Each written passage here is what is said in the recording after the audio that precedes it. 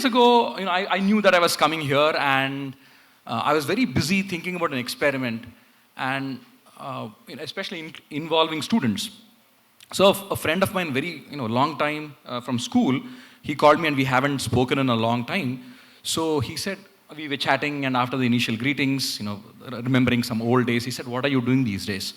And I said, I was still thinking about the experiment that I was trying to design with students. And I said, these days, I actually am cutting genes in college classrooms. And he said, I could really sense the confusion in his mind. "I thought you were doing research in the laboratory. Have you changed your avatar into a tailor?" And that's when I realized, what I just said. I said, no, I'm actually cutting genes in the college classroom, and I had to clarify that misinterpretation. And finally, I said, genes as in the genetic material, made up of DNA. And then I saw the relief in his voice that I haven't gone crazy. But then that got me thinking. Actually, he was not completely wrong, because I have a new avatar as a tailor, but of a different dimension and of a different material.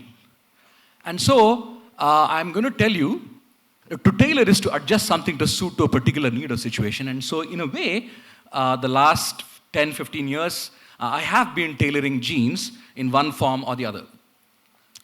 So I'm going to tell you about two stories you've already heard about cutting genes, a story of a nanobiobot that can be programmed to reach very specific sequences, DNA or RNA, with high precision inside cells of any organism. And that's a very fun thing that's happening in terms of biotechnology. And of college classrooms, a story about how undergraduate students are ready to learn and tackle exciting new technologies. So I'll start with a story. Long time ago, maybe a couple of thousand years ago, somewhere southern part of India, a young man fell sick. And the family was very worried, and they were running pillar to post to figure out how to cure that young man's sickness. They were not finding any solution until one day, a very brightly lit face, young monk, people called him a yogi, a sadhak. He observed and he interrogated, and he said the only solution, or probably the best solution, is to actually go up north and find a Punya Nadi, which was called Jahnavi, and take a dip in the Punya Salila of that river. And this particular thing, the idea of the Ganga as a Punya Nadi, from the verses of Ramayana, where it says Jahnavim Saritam Sreshtham or Punya Salilam, basically reminds us of how the river was sacred. So but the question is, how can a river be holy? So for that, I'll have to fast forward a few more centuries, where this man, Antony Leeuwenhoek, in the 1600s, devised his own microscope, and he was able to see a microcosm of living things, of which he did observe something which are everywhere. So it turns out this particular thing is an impression of a 5-year-old on a bacterial media plate where there's a lot of bacteria growing. There are other organisms growing as well. But what is obvious but not very immediately visible is that there's a cornucopia of bacterial cell growth because of prosperity. There is resources and there's prosperity. So what you see, but the problem is, wherever there's prosperity, there is plunder too. If you take 10 seconds and observe what is here, all I can tell you is the plate on the left, so these are bacterial plates, and the plate on the left and the plate on the right are obviously different. There's some difference that you can see. What seems to be nothing is actually a lawn of bacteria growing beautifully on the left side, and on the right side the plate has bacteria which are dying. And the death is because of Ernest Hanbury Hankin was an English bacteriologist, and in 1896 he described that there's something interesting about the waters of Ganges that could lyse open bacteria. So what you saw in the previous slide, where there are these holes on a bacterial lawn, that could be purified through porcelain. So there was this amazing activity that can kill bacterial cells. And after that, this thing called transmissible lysis of bacteria, a theory that was propounded by Twart and Derrell. It was called the Twart-Derrell phenomena, where Frederick Twart, a British bacteriologist who was a superintendent of the Brown Institution of London, in 1955 described a small agent that infected and killed bacteria. So he actually discovered an agent. He published in a very famous journal called The Lancet, but it was completely forgotten until the hero of the story, Felix Derrell, a French-Canadian microbiologist, also describes this particular thing. And in his own words, translated from French, he says, I see an invisible antagonistic microbe of the dysentery bacillus. He was studying the cholera, and he says, in a flash I had understood what caused my clear spots. Remember the clear spots on the plate? Was in fact an invisible microbe, a virus, parasitic on bacteria. So, knowing his Greek, he said, something that eats a bacteria would be a bacteriophage or a bacteriophage. So, the bacteria is trying to grow and be happy, and there is this bacteriophage which is about to kill all these bacterial cells. And incidentally, there is an arms race for survival in the natural world. It is not that the bacteria is going to sit quiet just by sheer survival instinct. It develops an immunity. So this particular immunity, which is innate to bacteria, was discovered in the 1950s. It is called the restriction modification system. So it's a very interesting, fascinating system where the invading sequence of DNA of the virus is actually eaten up by a small nanobiobot in a very specific way. By these three individuals, led to a Nobel Prize in Physiology of Medicine in 1978 for their discovery of the enzymes, the restriction enzymes, and their application to problems of molecular genetics.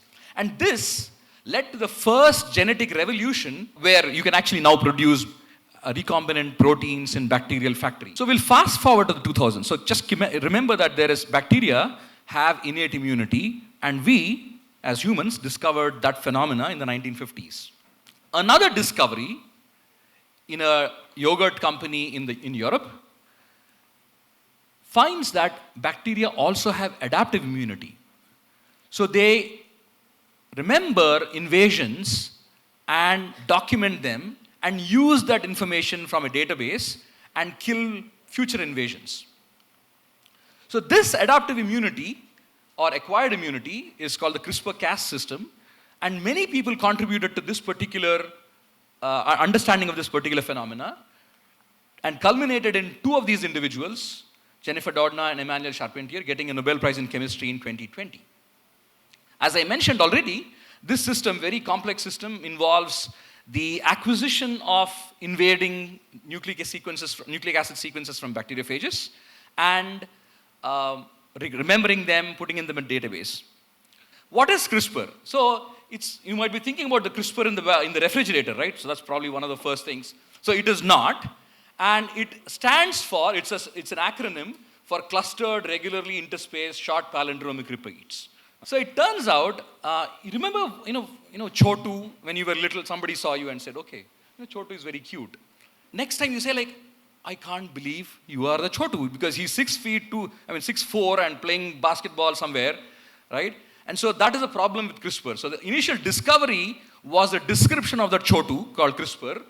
So imagine these are DNA sequences from a bacterial genome. So imagine this to be that sequence of A's, T's, G's, and C's, put it in blocks. What people saw in the late 1980s and early 2000s, is that there were repeat elements. So if you become a fifth grader, you can actually see those beautiful black diamonds, which are repeating. And they're not spread over if you look at the larger image, but they're clustered. They're clustered and not spread out in that particular locus, and they're regularly interspaced. Interspaced by these spacers, which are the rectangles out there, And they're short and they're palindromes. So you probably know about palindromes, which are like, Malayalam or mom or dad or race car, or the famous Abel was I saw Elba. So they can read backwards both. So these are bacterial or sequence palindromes. So that is your clustered, regularly interspaced, short palindromic repeats. So this turns out to be, so this is the, grown up, intellectually grown up Chotu, where it turns out this is a nanobiobot made up of RNA and protein that can cut DNA sequences in a very programmable way. So you have the RNA that acts as a guide to a specific sequence in the genome, and the Cas9 protein. What are these out here? You see those Cas5, Cas1, Cas6. These are the CRISPR-associated sequences. So, and this led to, or it's actually coming up with this second phase of genetic engineering revolution, where you are improving crops and you're making CRISPR pigs, and you have all kinds of things which are even bringing up questions about editing humanity itself.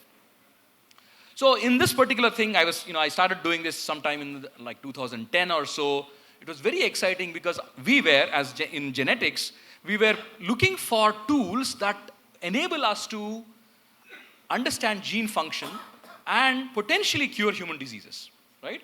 So I was using zebrafish as a model system to understand just biology itself, and then and understand human biology eventually.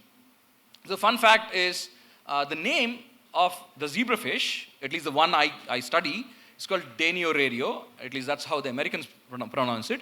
It's actually native to River Ganga, which connects it back to our bacteriophages in Ganga. First described by Francis Buchanan Hamilton in 1822. So he publishes this book called An Account of the Fishes in the River Ganges and its Branches. So he mentions, if you see, the Bengali is called Dhani, or some variation of that name, with different additions. And it is on this account that the name Denio has been adopted. So the Bengalis Dhani is adopted to English Denio, and that's how we have a Denio rareo.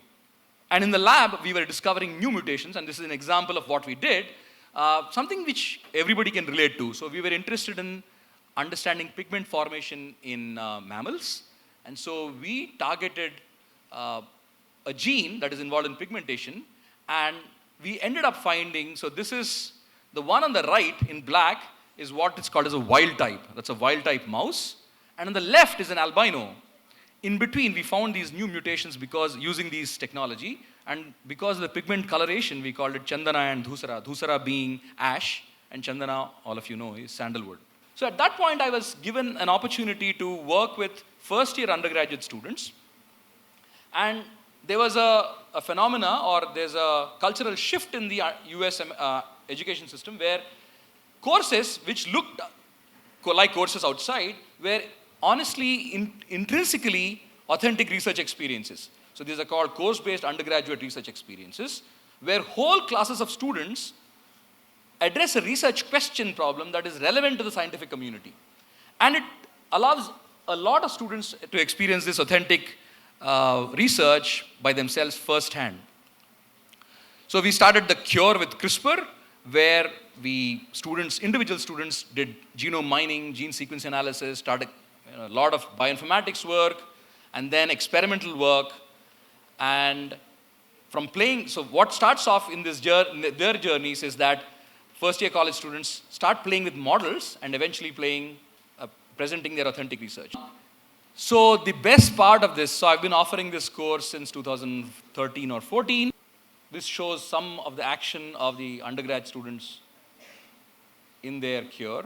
The icing on the cake of this particular experiment was 16 first-year undergraduate students, 2 fourth-year undergraduate students who were working with me for their theses, a graduate student and myself, were able to publish a research article, peer-reviewed, and each of those students contributed immensely to this particular project.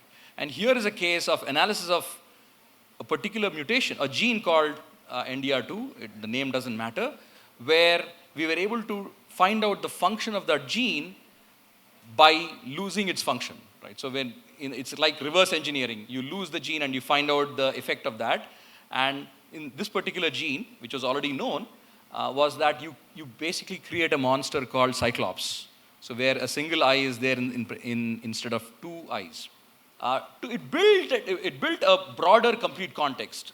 In one student's comment, she said later courses seemed easier because we had done things with our own hands. So they were able to build a very rich context upon which other courses, the follow-up courses, were much more easy. Or some of them actually felt it primed their research interest. So it was influential. This particular cure was influential. A few of us at a conference, we felt we should spread this joy across the country. And so we started a network of teachers, workshops called the CRISPR in the college classrooms. And we did that very successfully in 2018, 2019, and as you all remember, 2020 was a shutdown, but it couldn't stop us, and we did a virtual workshop.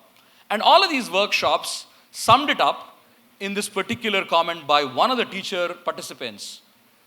So she had a great experience at the workshop, and she went back and did some of these experiments with her students, and the students were able to replicate what she did, or all the teachers did, at the workshop, and the students did a great job and were very excited to feel like they were doing very cutting-edge science. In the name of Samyojana, we are bringing back some of these activities back home.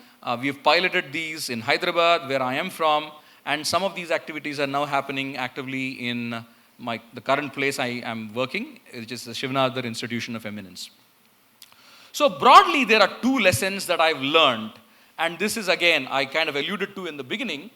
And the first one is that staying creative and asking questions are the keys to unlocking mysteries of nature. Mother Nature is like Akshaya Patra. The more we ask, the more it gives. The more questions we ask, the more answers we get back. And so this is the essence of science, to be able to question all the time and interrogate. And it's a purely human experience. The bacteria or the zebrafish embryo doesn't get any satisfaction that we discovered it. It's always been there. It is Sanatana. And the second lesson for me, very, very deeply, is that young people are capable beyond popular imagination and can tackle challenges defying common held perceptions.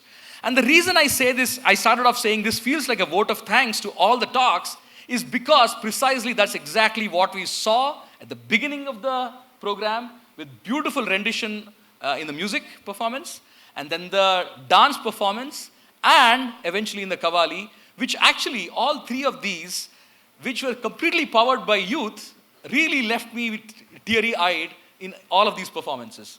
So thank you for that, and I will leave you with these two lessons that I have learned through my experience in the last couple of decades. Thank you.